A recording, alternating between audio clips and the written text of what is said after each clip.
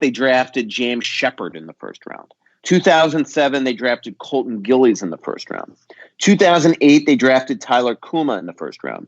2009, they drafted Nick Leddy in the first round and traded the pick immediately at the Olympics in 2010 when you and I were walking down the street in Vancouver together. That's right. What the F? And so right there, from 04 to 09, 1, 2, 3, 4, 5, 6 first-round picks absolutely wasted.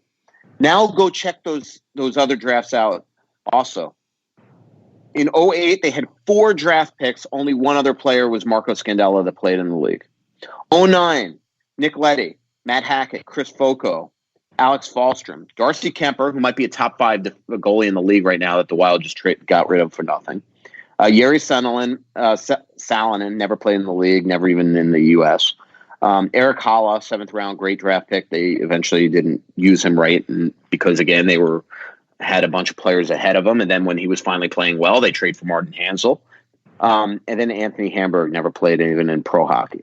So that's 08, 07. 07, Colton Gillies, Justin Fall, Cody Allman, Hari Ilvanen, Carson McMillan. Not a player out of that. Carson McMillan, I think, scored his NHL debut in Detroit. That's all that we ever heard from him. Justin Falk was a nothing player. 06, James Shepard, Andre Fiala, Cal Clutterbuck, but Kyle Medved, Nico Hovinen, Julian Walker, Chris Hickey. Wasted draft. 05, Pouliot, Matt Cassian, Chris Westblom, Kyle Bailey, Morton Madsen, Anthony Aiello, Riley Emerson. Wasted draft.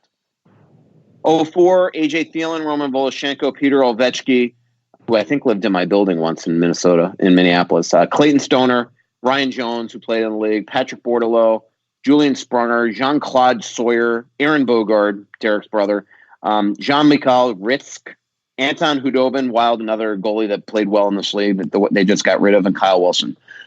Wasted draft. This is wasted draft, wasted draft, wasted draft, wasted draft, wasted draft. So that leads you to no prospects. Then what happens is Chuck Fletcher takes over. Craig Leopold buys the team the year before, and now he wants to win a cup. So now what the Wild do in the next several drafts is they actually hit on their first-round picks for the most part, but they traded draft pick after draft pick after draft pick. So this is the cycle that forces you to go out and instead of developing your own players, you don't draft them well, or you don't have plenty of draft picks to have bullets in the chamber. So that causes you to go out and have to sign the Parisis and the Suitors and the Stalls and even the fourth liners, the Nystroms, the Powers, the Stalbits, whatever. It's just an unending cycle. And so, this is a convoluted way to answer the question, why the Wild not developed a pure goal scorer since Gaborik.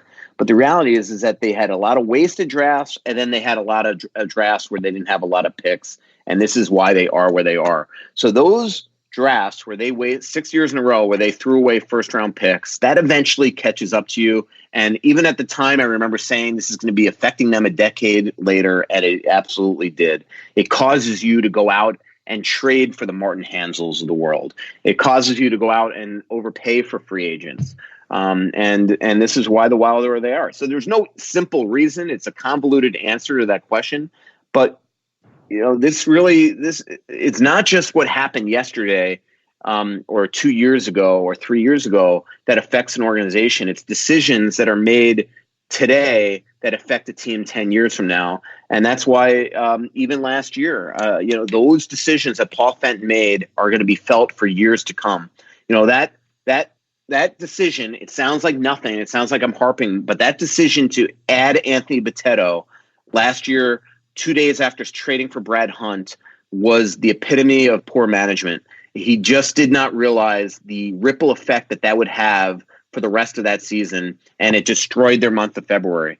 It caused them to, not have, with the team rolling, winning 3 in a row, not have Cunnin and Eriksson Ek up right after the bye week in the All-Star game. It caused them to then respond to that by getting rid of Nate Prosser. And look at the month of February. It was one of their worst months in franchise history.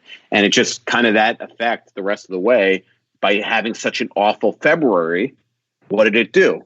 It led to the Granlund and Coyle trades. I mean, so every decision you make has effects. And so when they wasted those drafts from 04 to 09, we're still feeling it today. And then it just causes one bad decision to another bad decision to another bad decision. And here you go. I think it's a good place to end it. And that was Yeah. not convoluted. That's just the way franchise building works. I mean, if you miss, everybody misses sometimes, but if you miss year after year, I mean, you're dead. The 04-09 drafts, not only are we feeling it today, but it caused the way that Chuck Fletcher had to manage this team for 10 years as well. I mean, it just that 04-09 draft, I mean, it was, you think the Wild lack prospects now, you should have seen that team back then. And so, it just that stuff kills you, and it just causes 15 other things that are screwed up. And that's why you got to be very smart to run a franchise. I mean, you really do. You need to have a great team around you. You need to be inclusive.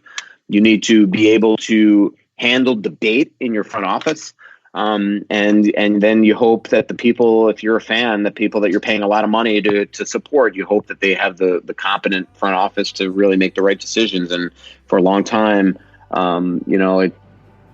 there's been some poor decision making inside the front office of this team by all the regimes. So, thanks to Michael. Thanks to Brandon. We'll see you November 13th and 20th at Tin Shed. And, of course, we'll be doing other shows. So just follow us at Talk North Pod or on our personal Twitter feeds, and we'll talk to you next week.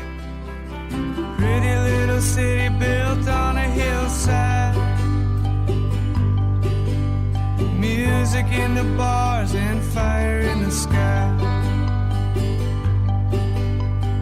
We went to the beach and it was covered in ice. And I used to call it home. So much coming out, there's nothing going in.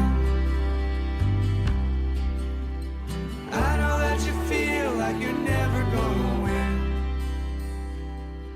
Oh, but the world